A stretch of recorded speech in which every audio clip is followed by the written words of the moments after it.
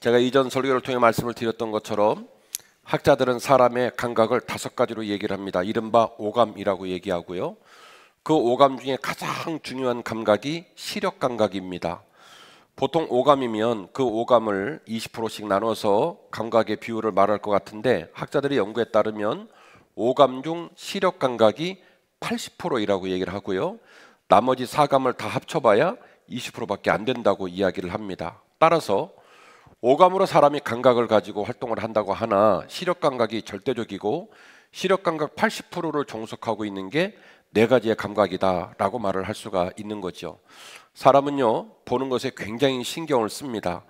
저도 좀 안경을 쓰고 있는데 글을 많이 보다 보니까 계속해서 시력이 떨어져 가지고 이 누진 다초점이 되게 비싸요. 그런데 이거를 계속 도수를 바꿔가면서 안경을 갈아 끼우는 어려운 일을 겪어도 그 돈을 씁니다.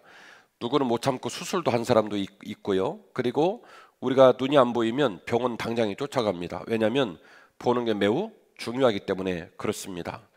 그런데 여러분, 과연 시력은 육신의 눈에 달린 시력만 있을까요? 영적인 시력도 매우 중요합니다. 하나님을 볼 수 있어야 되고, 하나님의 하신 일을 볼 수 있어야 되고, 하나님께서 원하시는 것들을 볼 수 있는 시력도 매우 중요한데요. 오늘은 에마우스 영성훈련원 다녀온 동역자들의 간증을 들으면서 우리들의 영적 시력이 띄어지고 또 확실해지는 그런 은혜를 사모하며 함께 말씀을 나누려고 합니다. 오늘 이 아침 주께서 성령의 강력한 임재를 통해서 우리 모두에게 큰 은혜를 주시기를 원하고, 그 은혜를 통하여 우리의 영적 시력이 띄어지는 놀라운 일이 우리 모두에게 일어나기를 주의 이름으로 축원합니다. 첫 번째 드릴 말씀은 관계를 기반으로 한 믿음이 훨씬 더 강력하다라는 사실입니다. 관계를 기반으로 한 믿음이 훨씬 더 강력하다는 사실을 말씀드리고 싶습니다. 믿음은요, 우리가 믿음 하면 그냥 믿음 이렇게 얘기를 하는데, 크게 믿음은 2가지로 구분을 해볼 수가 있습니다. 첫 번째 믿음은 지식을 기반으로 한 믿음이 있습니다. 뭐를 기반으로 한다고요? 지식을 기반으로 한 믿음, 자연현상, 물질의 구조, 이론과 논리의 구조, 의학, 천문학 등 여러 가지의 과학적 지평의 지식들을 가지고 우리가 믿음을 생각하는 경우가 있는데요. 그 믿음은 관측적인 믿음입니다. 우리가 그 믿음을 알면 그 믿음을 참고해서 그 믿음을 생각하고 그 믿음을 참조해서 살아요. 그 믿음이 내 삶의 기본적인 모토나 방향성을 주지는 않습니다. 그걸 참조해서 인생을 산다는 거죠. 그래서 지식적 믿음은 매우 중요하니까 학교를 보내는 거예요. 유치원을 보내고 유치원, 어린이집, 초등학교, 중학교, 고등학교, 대학교, 석사, 박사, 그렇게 해서 아이에게 지식을 전달해 줘요. 그 지식을 기반으로 네 직업을 정하고 그 지식을 기반으로 네 인생의 방향을 끌고 가거라 해서 여러분이 지식을 제공을 하는 겁니다. 그런데요, 인간의 이 믿음은 지식을 기반으로 한 믿음만 있는 건 아니에요. 인간의 믿음에는요, 설명할 수는 없으나 과학적이고 논리적으로 규명하기는 어려우나, 인간의 믿음은 지식을 기반으로 한 믿음보다 훨씬 더 강력한 믿음이 있는데, 그 믿음이 바로 뭐냐면 관계를 기반으로 한 믿음이 있더라는 거죠. 부모, 형제, 사회 공동체, 신념, 가치관, 철학적 사유, 이 모두 관계를 기반으로 한 믿음입니다. 아버지와 어머니가 나를 사랑한다는 것은 계산기로 두드릴 수도 없습니다. 그저 어떻게 하냐면 경험으로 관계를 통해 알아가는 거예요. 아버지가 나를 사랑하는구나, 어머니가 나를 사랑하는구나, 그것을 관계를 통해 알아가는 거예요. 부모, 형제, 사회 공동체, 신념, 가치관, 철학적 사유, 이 모든 것들이 관계를 기반으로 한 믿음입니다. 이 관계를 기반으로 한 믿음은 과학적으로 설명하기가 어렵고 이론적으로 똑 떨어지게 답을 내기도 어렵습니다. 그러나 그 관계로 한 믿음은 지식을 기반으로 한 믿음보다 훨씬 더 강력한 힘을 갖고 있습니다. 지식을 기반으로 한 믿음은 관찰적인 모습을 갖고 있는가 하면, 관계를 기반으로 한 믿음은 그 관계성이 형성만 되면, 그 관계성이 에너지를 제대로 넘겨줄 수만 있으면 결단을 하기 시작하고 행동을 하기 시작합니다. 그래서 관계를 기반으로 한 믿음이 매우 중요하더라는 거죠. 우리가 일상의 삶 속에서 신앙적인 얘기를 말하지 않고라도 관계적인 기반으로 한 믿음은 여러 가지가 있는데, 그 모든 기반의 최고봉에 어떤 관계가 있냐면 신앙적 관계가 있습니다. 하나님과 관계를 맺고, 하나님과 관계를 맺은 믿음의 선배와 관계를 맺고, 믿음의 후보와 동역자들과 앞에서 옆에서 뒤에서 끌고 당기고 밀어주고 잡아주는 관계를 통해서 강력한 믿음의 초청을 받게 되고, 그 강력한 믿음의 결단이 일어나는 신비적 사건이 일어나는 최고의 관계적 믿음의 최고봉에 뭐가 있냐면 신앙적 관계에 대한 믿음이 있더라는 것이죠. 히브리서 11장 1절 말씀입니다. 믿음은 바라는 것들의 실상이요 보이지 않는 것들의 증거다. 읽어보면요, 알아들을 것 같기도 하고 못 알아들을 것 같기도 하고 되게 시적인 표현입니다. 있으면 있고 없으면 없는 거지. 없는데 있고 있는데 없다, 뭐 이런 표현 아닙니까? 되게 시적인 표현인데요. 왜 이런 말을 할까? 이런 겁니다. 인간의 이 지식을 기반으로 한 시력적 관점으로는 있다 없다? 없다. 그런데 관계를 기반으로 한 시력으로 본다면 없는 것 같은데 있다. 이걸 설명하려다 보니까 이렇게 얘기를 하는 거예요. 시적으로. 믿음은 바라는 것들의 실상이요 보지 않은 것들의 증거다. 실상이라는 단어나 증거라는 단어는 관계성에서 오는 말입니까? 지식에서 오는 말입니까? 지식에서 오는 말이죠. 아주 그냥 빼박은 나쁜 말인데 피할 길이 없는 확실한 증거 아니겠습니까? 그 실상이라는 말도 그렇고 또 증거라는 말도 그렇습니다. 그런데 믿음은 내가 언젠가 그 실상을 만나고 그 증거를 만나기 위하여 그것이 때로는 바라는 것들 뿐이었고 때로는 보이지 않는 것들이었으니 언젠가 때가 참에 그것이 실상으로 다가오고 증거로 다가오게 되더라. 지금은 안 보이고 지금은 느낄 수 없고 지금은 들을 수 없었으나 내가 관계성에 의하여 인내하고 기다리고 꾸준히 그 길을 걸어가니 언젠가 내 눈앞에 그것이 실상으로 다가오고 그것이 증거로 다가오더라고 하는 믿음의 특징을 설명하기 위하여 히브리서 11장은 믿음은 바라는 것들의 실상이요 보이지 않는 것들의 증거이니 선진들이 이로써 증거를 얻었다라고 말을 합니다. 믿음의 선배들은요 그 증거를 보기 위하여 그 실상을 보기 위하여 어떻게 해요? 관계에 의한 모습으로 인내하고 기다리고 그 길을 걸어갔다는 거예요. 누가요? 믿음의 선진들이. 그러니 히브리서 11장을 권면합니다. 너희도 이와 같이 선진들의 믿음의 길을 걸어가지 않겠느냐라고 제안을 하고 있는 것이죠. 그 이후에 16명의 명단이 나옵니다. 그리고 16명의 명단 이후에도 말하기를 이 외에도 더 많은 믿음의 사람들이 있는데 그분들의 명단을 소개하기에는 지면이 부족하다라는 취지의 설명을 한 후 12장 1절은 이렇게까지 기록을 하고 있습니다. 이러므로 우리에게 구름같이 허다한 증인들이 있다. 믿음의 선진들이 그 관계성에 의한 믿음의 길을 걸어갔고 끝내는 증거를 보고 끝내는 실상을 보았던 우리 믿음의 선배들이 심지어 어느 정도 규모가 되냐면 구름같이 허다한 증인들이 있다고 강조를 하면서 히브리서 11장은 말합니다.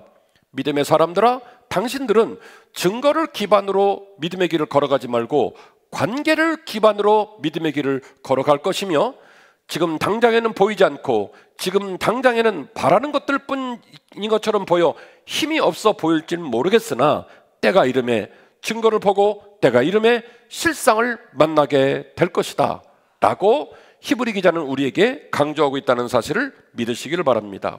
사랑하는 한빛가족 여러분, 저와 여러분이 나누어 가진 믿음은 지식을 기반으로 한 믿음이 아니라 관계를 기반으로 한 믿음입니다. 우리 세 분이 갔다 와서 보니까 관계가 돈독해졌죠? 세 분도 서로 돈독해지고 그리고 하나님과도 돈독해지고 이게 어디서 발생한 거냐면 관계를 기반으로 한 믿음의 교감을 통해서 그런 믿음이 생긴 거예요. 저와 여러분이 올 한 해를 살아가면서 하나님과 깊은 관계를 통하여 강력한 믿음의 주인공 되시기를 주의 이름으로 축원합니다. 자, 이 믿음의 진보의 상황들을 볼 수 있는 샘플로서 제가 오늘 귀한 말씀을 여러분에게 본문으로 제공을 했고 이 본문의 얘기로 더 들어가서 좀 더 심층적인 관계성에 의한 믿음 얘기를 해보려고 합니다. 각성되는 믿음에서 새로운 시각과 새로운 비전을 볼 수 있습니다. 뭐를 할 때요? 각성. 뭐를 할 때요?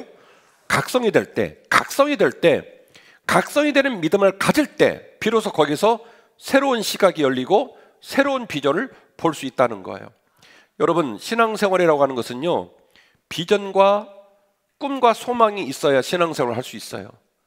여러분이 예수를 믿고 주님을 따르면서도 맨날 힘들고 어렵고 자식은 속색이고 돈은 없어지고 맨날 몸은 아프고 맨날 비만 오고 맨날 인생이 어려워지고, 그러면 여러분 신앙생활 하실래요, 안 하실래요?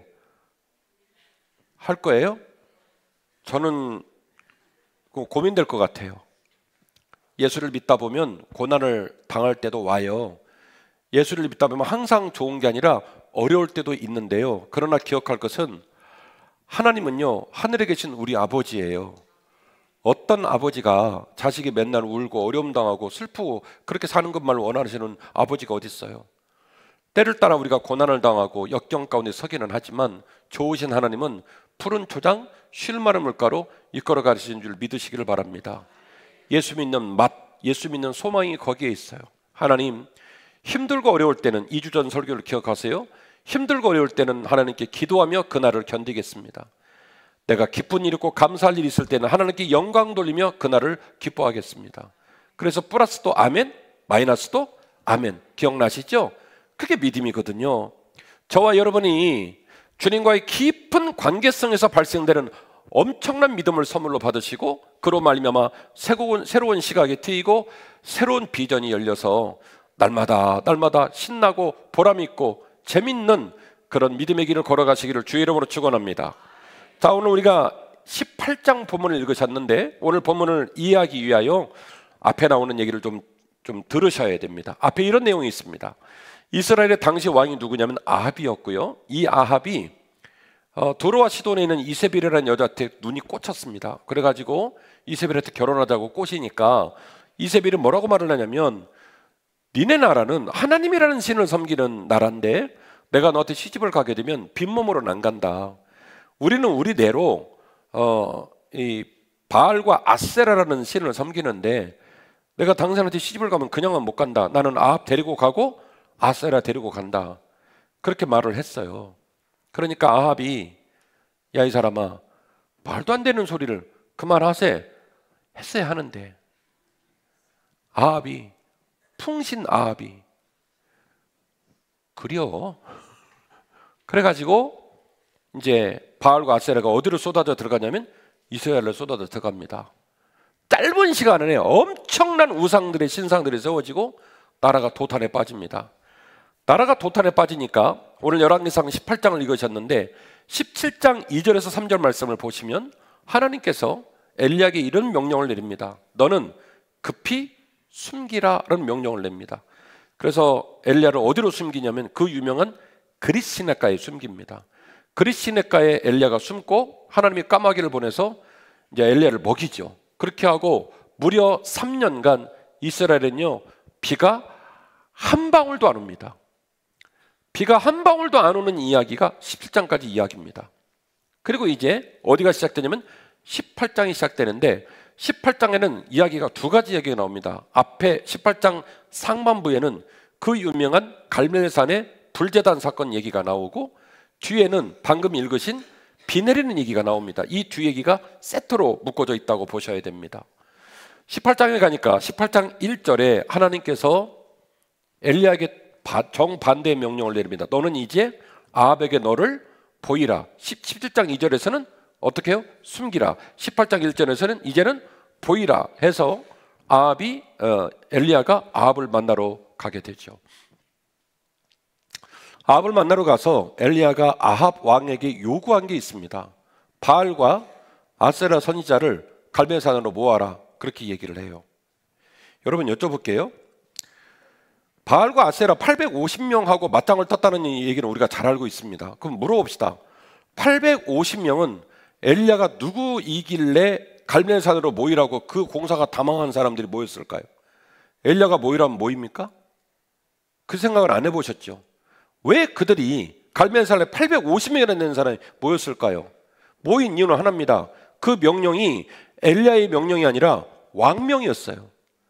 엘리야가 누구에게 부탁을 하냐면 아합한테 부탁을 합니다. 그럼 또다시 얘기를 또 이어가 보죠. 아합이 850명의 450명 바알 선지자, 400명 아세라 선지자를 갈멜산에 모았습니다. 이거 정상입니까? 비정상입니까? 예? 정상이에요? 비정상이에요? 비정상이죠. 그게 정상으로 될 일이라면 이세벨과 함께 아합과 아세라를 받아들이지 않았습니다.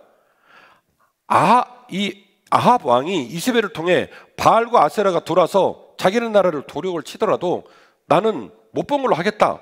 그래서 받아들인 거예요. 그러니 바알 선지자 450명, 아세라 선지자 400명이 어떻게 될지 모르는 모습으로 갈멜산에 모은다?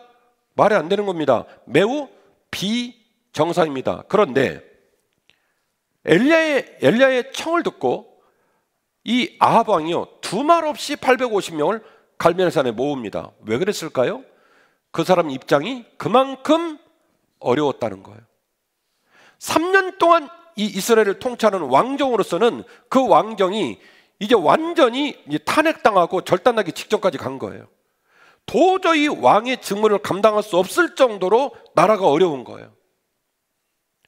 누구를 만나서라도 어떤 방법을 통해서라도 이 상황을 수습해야 되는 아주 절체절명의 위기적 순간에 숨어있던 누가 등장을 한 거냐면 아합이 딱 등장을 해가지고 첫 마디가 뭐냐면 갈멜산에 바알과 아세라 선지자를 모으라는 거예요.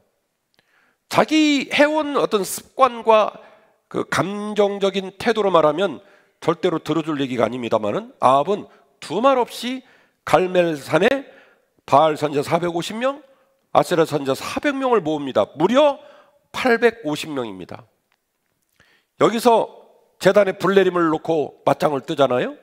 다행히 850명이 이기면 이 아합과 이세벨은 통치에 별 문제가 없겠습니다만은 거기서 만약에 얘네들이 다 죽는다? 그러면 진짜로 큰 어려움을 당할 수 있어요. 뭐 아니면 도예요.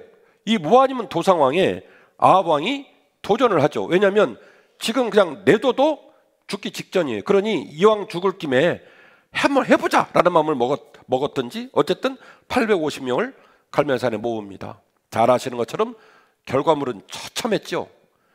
이 엘리야가 얼마나 이 어르신이 곤조가 있으신지 제단을 쌓고 제단 위에 제물을 붓고 그리고 그 주변에다 또랑을 파고 둥그렇게 도랑을 파고 물을 갖다 때리 부었는데 제단에 제물이 흠뻑 젖고 제단에 장작이 흠뻑 젖고 그리고 물이 흘러 어떻게 해요?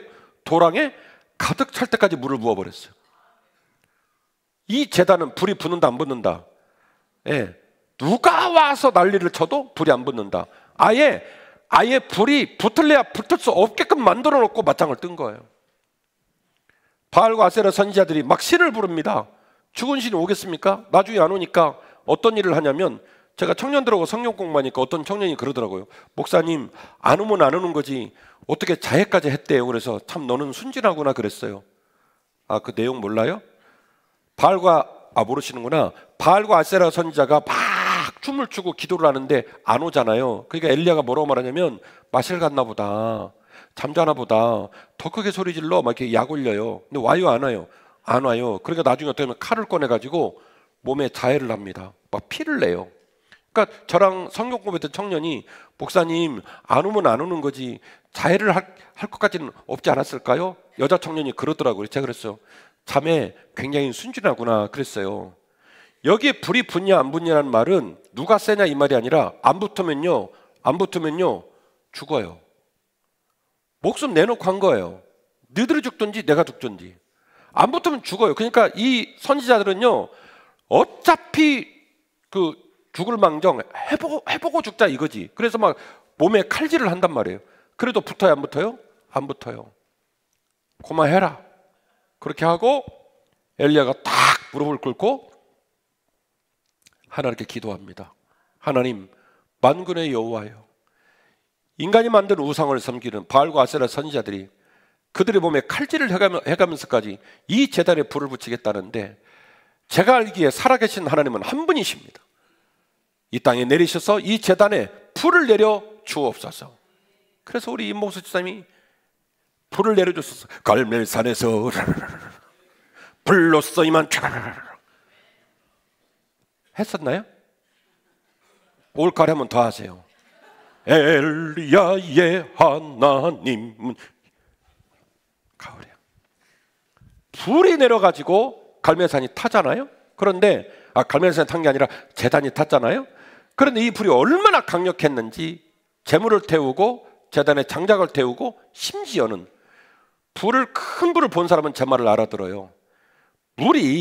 불을 만나서 사라질 때는요, 그게 증발입니다.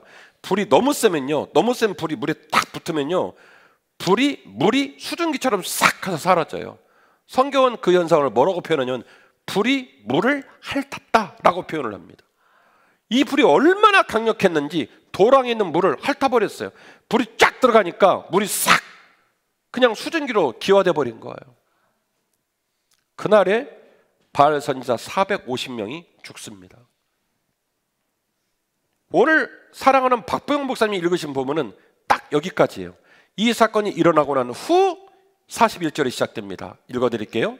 엘리야가 아합에게 이르되 올라가서 먹고 마시소서, 큰 비의 소식이 있나이다. 먹고 마셔라 이 말을 한 걸로 보아 현재 아합과 아합의 일행들, 고관 대작들은 현재 배부르다 금식하고 있다는 것을 연상하게 됩니다. 얼마나 위기였는지, 얼마나 어려웠는지 지금 막 금식을 하고 난리를 치고 있는 거예요. 비가 이제 안 왔다가는 진짜 다 죽게 생겼어요. 그래서 지칠 대로 지친 거예요. 완전히 그냥 쫄딱 망하기 직전이에요. 다 금식을 하고 있습니다. 이때에 엘리야가 뭐라고 말하냐면 올라가서 먹고 마시소서, 큰 비의 소식이 있나이다.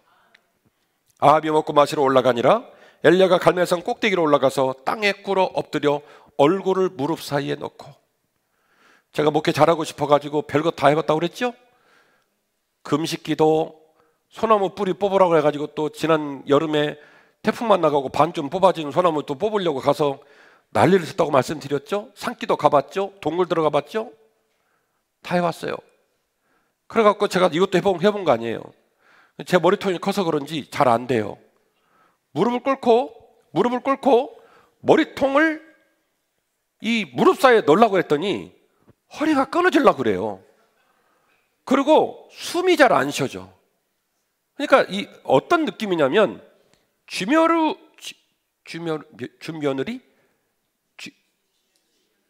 쥐며느리 맞죠? 쥐며느리 이렇게 꼬아진 것처럼 사람이 완전히 그냥 말린 거예요. 말린 상태에서 죽기 살기로 기도를 하는 거예요. 얼마나 엘리야가 절박했는지. 그러니까 아합만 절박한 게 아니라 누구도 절박하냐면 이 엘리야도 절박한 거예요. 그냥 이 무릎 사이에다가 얼굴을 집어넣고 그리고 죽기 살기로 기도를 하는 거예요. 뭐 해달라고요? 하나님, 이 땅에 비를 내려주십시오. 사울에게 말합니다. 올라가 바다편을 바라보라. 그가 올라가 바라보고 말하되 아무것도 없습니다. 이르되 7번까지 가라. 제가 이 본문을 연구했는데 신학자들은 이 상황을 놓고 궁금해합니다. 과연 엘리야가 비가 올 것 같은 기운을 느끼거나 어떤 보아서 이 말을 했을까? 이게 첫 번째 학설이고요. 두 번째는 아니다. 비가 올 것 같은 기운이나 느낌을 아무도 못 보는 것처럼 엘리야도 못 봤는데 엘리야는 아무리 비의 기운이 없다 할지라도 내가 비를 오게 하마, 내가 비를 반드시 오게 하마 라는 의지의 표현일까로 두 가지 학설이 있어요. 이 어려운 본문이에요. 그리고 성경은 정확하게 특정을 하고 있지 않기 때문에 확률 50% 50%를 찍을 수밖에 없어요. 나중에 올라갔더니 너 잘못 찍었다 그러면 제가 공개적으로 사과할게요. 자, 제가 이제 찍겠습니다. 첫 번째, 비가 내릴 기운을 엘리야가 봤다. 두 번째, 아니다. 비가 내릴 기운은 본 건 아니지만 내가 반드시 비를 내리게 할 것이다. 저는 후자입니다. 저는 후자예요. 왜냐? 오늘 본문의 맥락을 보면 느낌이 있습니다. 가서 기도를 죽어라고 해요. 심지어 쥐며느리처럼 해봤더니 저는 안 된다고 했죠. 무릎 사이에다가 머리를 집어넣고 죽기 살기로 기도를 합니다. 그랬는데 구름이 보인다 안 보인다? 구름이 한 점도 안 보입니다. 사원이 말합니다. 선생님, 오버하지 마세요. 구름이 없습니다. 지금 보니까 땀이 뻘뻘 나고 허리가 끊어질 것 같은데 그만하세요. 근데 이 양반은 멈추지를 않아요. 아니야. 이제 우리 교회로 말하면 박보영 목사님한테 박 목사, 저기 동편을 바라봐. 성남 쪽에서 구름이 보이는가? 박 목사님이 목사님 구름 한 개도 없으니까 그 큰 머리에다가 그 무릎에다 머리를 넣으면 되겠어요. 그냥 빼세요. 아이고 내가 힘들었네. 이제 이 얘기야 말하자면. 근데 빡빡 우기고 여전히 그 모습 그대로 모습으로 죽어라고 기도를 하면서 박보영 목사한테 뭐라고 말하냐면 뭐예요? 7번까지 올라가라. 7번까지 올라가라. 물어봅시다. 결과는 우리가 알아요. 우리는 후대 사람이니까 이 시점을 현재 시제로 옮겨가지고 박보영 목사님이 7번째 가서 구름이 안 보인대. 그러면 제가 포기할 것 같습니까? 오늘 맥락을 보면 7번 했더니 안 보여. 에이 못하겠다. 그럴 것 같습니까? 이제 바뀌죠. 14번까지 올라가 봐라. 그리고 막 기도를 해요. 14번 됐어요. 박보영 목사님 14번은 아닌 것 같은데요? 그래? 그럼 50번까지 가라. 언제까지요? 언제까지? 될 때까지. 비가 내릴 때까지. 죽기 아니면 살기예요. 그러니까 7번 올라가 봐라 이 말은 카운터를 세서 7번이라는 특정을 하는 부분이 아니라 주 여호와가 내 기도에 응답하고 내 눈물에 응답하고 내 간절한 몸부림에 응답하기까지 나는 이 기도를 멈추지 않을 거야. 그러니 올라가 봐. 내가 울고 있잖아. 내가 간절하잖아. 그러니 하나님이 응답을 안 하겠어? 올라가 봐 라고 얘기를 한 거죠. 따라서 저는 전자냐 후자냐고 얘기하면 저는 후자라고 얘기를 할 겁니다. 보이는 거 없습니다. 손에 든 거 없습니다. 증거 없습니다. 실상 없습니다. 그러나 믿음은 바라는 것들이 실상이요 보지 못하는 것들의 증거입니다.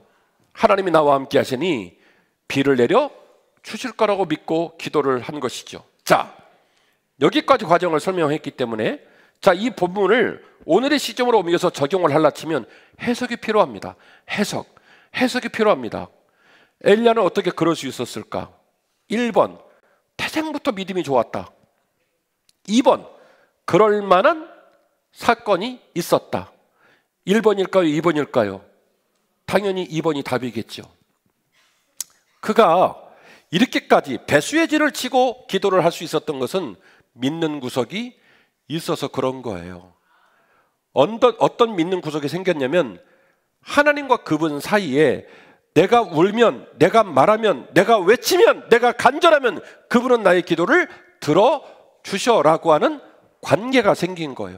관계. 그 관계가 어디냐면 갈멜산의 불제단이었습니다. 갈멜산의 불제단에서 사실은 자기도 쫄렸고 왜냐하면 대수가 말이 안 돼요. 850대 1이에요. 나중에 얘들이 막 칼 꺼내서 피를 낼 때는 진짜 필에다가 불 내리면 어떡하지? 뭐 이런 생각이 들 정도로 정말로 위태로운 전쟁이었거든요. 근데 그 위태로운 전쟁 가운데 하나님이 불을 내셔서 물로 흠뻑 젖게 한 제단을 완벽하게 불태워주신 그 하나님을 엘리야가 봤거든요. 그래서 이 몸에 달린 이 시력만 있는 게 아니라 엘리야의 영적인 시력이 이제 드디어 눈이 떠진 거예요. 하나님은 살아계시다. 하나님은 역사하신다. 하나님은 일하신다 라고 하는 눈이 떠진 거예요. 그래서 관계성에 의한 믿음이 강력한 믿음으로 작동되기 시작한 겁니다. 이 일이 없었다면 자기 목숨을 걸고 이렇게 기도할 수 없다고 저는 봐요. 해석을 해야 되니까. 엘리야가 공교롭게도 지금 이 동그랗게 말린 모습으로 기도를 하는 위치가 어디예요? 방금 같이 읽었잖아요. 어디예요? 내나 똑같은 갈멜산입니다. 불이 내려와 제단을 태운 그 갈멜산 꼭대기에 올라가서 그 똑같은 장소에서 지금 뭘 하고 있냐면 물을 위하여 기도하는 거예요. 그러면 엘리야는 뭐예요? 불이 되었으니 뭣도 된다. 지금 엘리야 입장은 똑같은 장소에서 불이 되었으니 뭣도 된다. 당연히 물도 된다 이거예요. 그러니까 물을 위한 기도와 물을 위한 헌신이 느닷없이 만들어진 게 아니라 제가 오늘 설교의 서두에서 말했던 것처럼 관계성에 의해 생긴 믿음에 기반하여 하나님이 나와 함께 하시니 물로 흠뻑 젖은 제단이 불로 타더라 역사하시더라 고 하는 그의 관계성에서 기반한 믿음이 오늘 또다시 헌신을 할 수 있는 저력과 그리고 이 결단의 이 자원이 됐다는 거예요. 그래서 44절 7번째 이르러서 저가 고하되 바다에서 사람의 손만한 작은 구름이 일어나나이다. 가로되 올라가 아합에게 고하기를 비에 막히지 아니하도록 마차를 갖추고 내려가소서 하라. 너무 좀 오버 아니에요?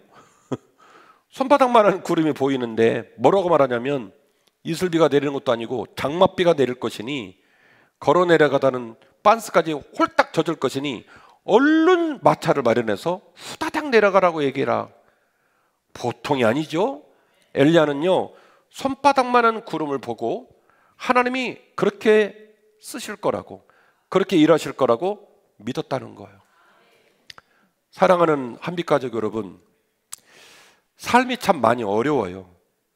국제정세도 어렵고 4월 2일 날 또람프 할아버지가 드디어 이 절대적 관세 문제를 선언하겠다고 얘기를 했죠. 그분이 어떤 표현까지 썼냐, 이 관세법은 영원토록 변치 않을지어다 이렇게 말을 하잖아요. 대통령을 계속할 건가 봐요. 그래서 영원토록 변치 않을 법을 4월 2일 날 선언하겠다는 거예요. 전 세계가 벌벌벌 떨고 있죠. 우리나라도 어렵죠. 경제도 되게 어렵고 복잡하고 어렵습니다. 저하고 여러분은 죄인입니다. 저하고 여러분은 연약한 인간이에요. 보는 것도 없고 듣는 것도 없고 되는 것도 없고 하나님의 은혜의 선물을 못 받은 채로 우리 입장에서 용기를 내가지고 하나님을 섬긴다. 제가 볼 때는 어려워요. 우리한테는 그런 힘이 없어요. 죽어라고 힘들고 어려운 상황 속에서 울면서도 여전히 하나님을 섬기면 좋겠지만 그러는 것 쉽지 않아요. 믿음의 길을 걸어가다 보면 울 날도 있죠. 인내해야 할 날도 있죠. 그러나 그날 저편에는 하나님께서 때가 이름에 우리를 푸른 초장, 맑은 시냇물가로 이끌어 주셔야 할 줄 저는 믿습니다. 너무나 어렵고 너무 급할 때 하나님이 그 피로를 채우시고 그 눈물을 닦아 주셔야 한다고 저는 믿습니다. 그것이 바로 관계에 의한 믿음이 발생하는 첫 출발이에요. 올 한 해 동안에 우리 모든 성도에게 이런 일이 일어나기를 원합니다. 엘리야가 갈멜산에서 하나님은 나의 구주십니다. 하나님은 나의 구주십니다 라고 고백을 했던 것처럼 그런 관계가 발생하는 날이 있기를 원합니다. 재미있는 얘기 말씀드릴까요? 신약 성경에 가니까 끝판까지 깐족깐족거리면서 예수님 약 올렸던 사람이 있죠. 누구죠? 의심이 아주 많았던 도마이잖아요. 도마가 끝까지 주님 속을 새기잖아요. 심지어 부활하셔서 오셨다고 베드로랑 많은 사람이 얘기를 하는데 그때도 뭐라고 그래요? 택도 없는 소리 하지 마. 그분 돌아가신 거 내가 봤거든? 내가 그분 이 못자국에 손가락 넣어보고 옆구리 스봉 해갖고 내가 거기다가 손 넣어보면 내가 믿을까? 말도 안 되는 소리 하지 마. 그래갖고 그 분주하신 예수님이 8일 만에 또 오잖아요. 또 와갖고 너 일로 와봐. 너 베드로 형도 얘기했지, 마리아도 얘기했지. 그렇게 말하는데도 너 말 진짜 안 듣더라. 너 일로 와봐. 그거 스봉 이렇게 해갖고 넣어봐. 그래가지고 이렇게 손 넣어보고 그런 거 아닙니까? 그때에 도마가 뭐라고 합니까? 나의 주, 나의 하나님이십니다라고 어마어마한 얘기를 해요. 비록 그 과정이 복잡하고 그 과정이 속상한 내용으로 가득 찼었지만 도마마저도 마지막에 그분을 뭐라고 표현하냐면 주는 나의 주, 나의 하나님이십니다라고 표현하잖아요. 올 한 해 동안에 빨리 만나는 사람, 늦게 만나는 사람, 불터는 만나는 사람, 물처럼 만나는 사람, 오늘 둘 다 나왔잖아요. 불 나오고 물 나오고, 그렇죠? 그렇죠? 예, 확실하게 만나는 사람, 은근히 만나는 사람, 외부적으로 만나는 사람, 내부적으로 만나는 사람, 남편을 통해 만나는 사람, 아내를 통해 만나는 사람, 아들을 통해 만나는 사람, 엄마 아빠를 통해 만나는 사람이 우리에게 넘쳐나기를 주의 이름으로 축원합니다. 믿음도 시력입니다. 우리가 육신의 시력을 놓고 고민하듯이 우리 영적인 시력이 띄어져서 살아계신 여호와 하나님을 만나시기를 바랍니다. 그분과의 관계를 통해 강력한 믿음이 여러분에게 생기시기를 원합니다. 그 믿음 때문에 결단하고, 그 믿음 때문에 순종하고, 그 믿음 때문에 영광 돌리는 믿음의 길을 나아가는 저와 여러분 되시기를 주의 이름으로 축원합니다. 믿음도 시력이다. 영적인 시력이 띄어지는 저와 여러분 되기를 원합니다. 일어나실까요?